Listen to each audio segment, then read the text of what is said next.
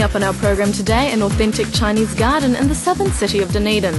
And we find out about a misunderstood art form that's making waves. Hello everyone and welcome to Asia Downunder. Only 1/4 of international students in New Zealand manage to find employment once they graduate. What steps must Asian students take to get hired? Glenna finds out.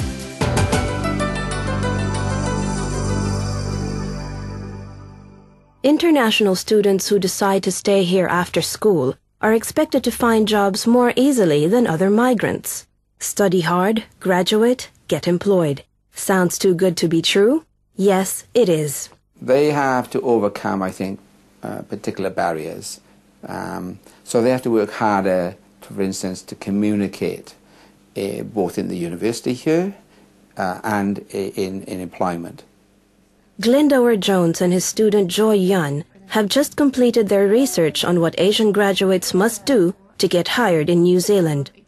Their studies show two of the most important things a graduate must have are fluency in English and a wide network. But many international students who succumb to homesickness tend to do things differently. You're probably not going to do that very well, living in a flat with 6 international students, Asian students, from home, talking in Mandarin, speaking in Mandarin, eating Chinese food, spending your time together socializing. But if you want to be successful and develop yourself and develop those sort of skills, you're probably going to have to move out of those comfort zones. And I would say someone like Joy is a good example of that, you know. In my first year in New Zealand, language probably would be the biggest barrier. And then later on, I found making friends and how making friends with local people also became a big barrier as well.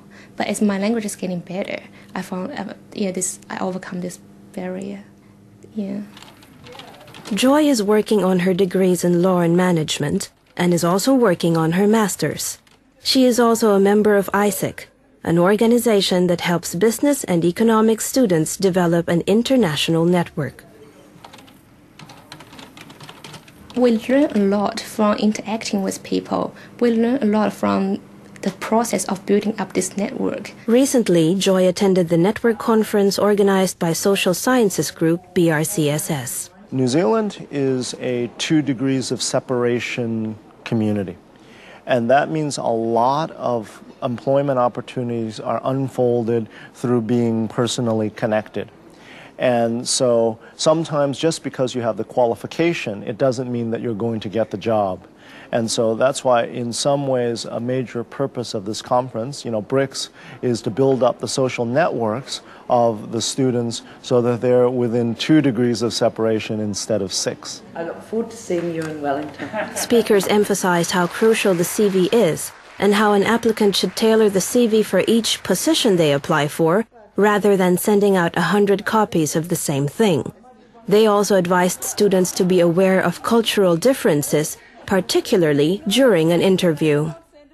Sometimes I think in an interview it can work against people from various Asian cultures and Pacific cultures too, where you show respect by not looking at a person in authority, you don't question them. So I think in a Kiwi workplace, it's actually more assertive. About her qualifications, what she'd done. Speakers also talked about how cultural differences can result in discrimination and how it should be handled. But it doesn't come packaged as racism, it doesn't come packaged as something that's nasty. It's usually in terms of lack of communication, inability for you to express how good you are, and inability for them to understand how good you are and how relevant you are.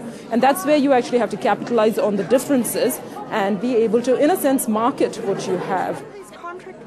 After the talks, Joy and the other students were given the opportunity to exchange ideas and present their studies to potential employers.